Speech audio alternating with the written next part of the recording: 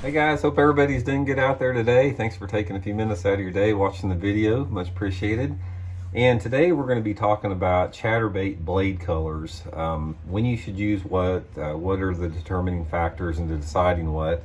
And I think a lot of this stuff, once you sort of get a breakdown of it, it's going to help you catch a lot more fish moving forward. There's a ton of information out there on chatterbaits. I mean, and for good reason. Chatterbait I don't know if enough can be said for its ability to catch quality fish. It's standing the test of time. I really thought that it would be a bait that would be more situational than what it is. The more that we use a chatterbait and we find out how versatile it is, it just catches fish all over the place. And one of the things that you see a lot of YouTube videos from guys talking about chatterbaits. I mean, it's probably one of the most talked about lures out there, but I've seen very few videos, or maybe some out there. I'm sure some guys, if I say this, there's always some dude out there that tries to correct me if I say something, but I haven't seen a lot of videos talking about blade colors as far as specific situations. So what I'm going to do today, guys, I'm going to go through you the 4 basic blade colors that I use, sort of tell you when I use it, under what conditions, and what's been working for me with this. And of course, we got the dump trucks out front. This is what I'm going by right now. This school they're building down the road, it's literally nonstop. It's like the dump trucks are going from 8 o'clock till 4 o'clock, and then all the crotch rocket motorcycle riders get off work at 4, and then they start running down the road. So it just never goes on, it never stops with that. Okay, so anyway, let's get into this blade color a little bit. I'm going to go over the 4 different colors and sort of show you where I use them a little bit. So the first one I'm going to talk about is the chrome. I mean, the chrome is the one that's been around a long time. It's been around, more than any color out there. It was the original color. It's what a lot of people, got comfortable with, and still what a lot of people use. And there's a couple different situations where I use the chrome. And first of all, I think a lot of it has to do with what I'm trying to mimic. Anytime I'm using the chrome, I'm obviously trying to mimic some type of a bait fish, some type of a shad. The flash on there sort of gives away it. And I'm using it with, usually a light colored skirt, some type of white chartreuse, that type of stuff. The chrome to me is a real good color in a variety of water clarities. I mean, I catch fish on it in dirty water, I catch fish on it in clear water, medium colored water. But the main thing was I'm using chrome is when I'm trying to duplicate some type of a shad. Now, a lot of guys are starting to get into the clear blades. I know that the jackhammer, I think, starting to come in a clear blade now. That's obviously going to be a really, key blade color in the clear water. I haven't even tried them yet, but for me, anytime I'm trying to resemble a bait fish, I've got the chrome on there. Mix it up with the shad a little bit. Now, the green pumpkin one is sort of one, it didn't get used very much like this. A lot of people, they use I'll talk a couple ones, the black and chromes, but the green pumpkins don't get used very much.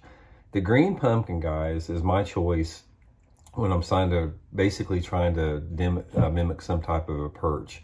And usually I'm trying to duplicate a perch when the water temperatures are over 70 degrees and up until when they fall below 70 degrees. So for me, the green pumpkin blade is a real good combination anywhere from like May to early October, or May to September. And I'm using it on a variety of different skirt colors. I've usually got some type of, this is just an oddball color I had put on here. Don't pay any attention to this, but I'm usually using it on some type of a green pumpkin skirt with some orange or chartreuse in it, trying to mimic some type of a bluegill on there. So bluegill, perch is where they use the green pumpkin blade on. Okay, the next one is probably my favorite. It's the black. Now, the black, not only can you mimic the bluegills on it and the perch, but it's also a good combination anytime the bass are feeding on crawfish or just any type of forage like that. Black is very versatile. For some reason, I get more bites on black than I do anything out there. One of my favorite combinations to use this with is the straight green pumpkin skirt with the black blade on it. Because if you guys have seen many crawdads, especially the crawdads here in the Ozarks, they're basically all green and black. You know, they got black stripes on them. They got a lot of green on them. Certain times of the year, they'll have some different accent colors like blues and oranges, but for the most part, they're black and green. So I think that's why this chatterbait works really good, this particular one. Now, a lot of the chatterbait blade, the black ones on there, they don't, especially the just the regular chatterbait, not the jackhammer like this one. They come with like a shiny, it's like a shiny black. I don't really like that. I've never caught many fish on it. If I got one of those shiny blades, what I do is I'll take black fingernail polish and I'll just, you know, paint it with black fingernail polish all over. And that's a good idea, guys. Fingernail polish is a great thing to keep in your boat to touch up your chatterbait blades on the colored blades. I'm always touching up my black baits because the black will chip on there. So I may touch it up 3 or 4 times during the course of a day, but black is my crawdad resembling bait. Okay, the final one I'll talk about is a gold blade. And the gold blade probably gets used less than any color out there as far as the blade. But guys, this gold blade is probably one of the most top kept secrets in chatterbait fishing out there.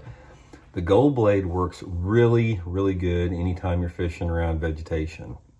If you got vegetation that has water clarity anywhere in between that 2 to 3 foot zone and that type of thing, the gold, not necessarily with this skirt here, this is a jackhammer. I do have some jackhammers, like I told you guys, I spent hundreds on it. I just don't use them as much. You can see I still got their keeper on it there.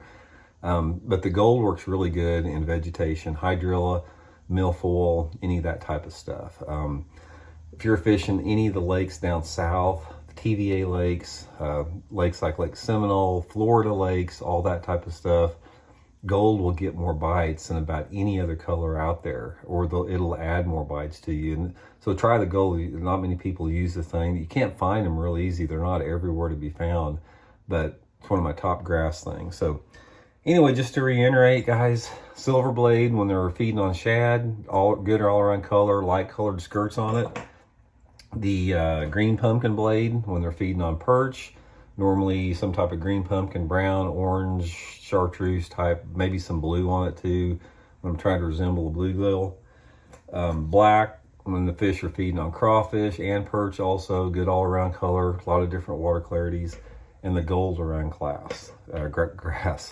And anyway, I think that if you sort of use that as a foundation, it gives you a good starting point, because one of the big things to remember also with the blades, it has a lot to do with your trailer color and your skirt color, which we'll get into at later videos. But that's just going to give you a good starting point to decide what color blade to buy when you're looking at chatterbait blades out there. It's what I found that works for me. I've experimented with it extensively, and I think it'll work for you guys a little bit too. So hope you guys enjoyed the video. If you haven't had a chance, please hit that subscribe button. 50% of you dudes out there watching these videos are not subscribed. Much appreciated if you do, and see y'all next time.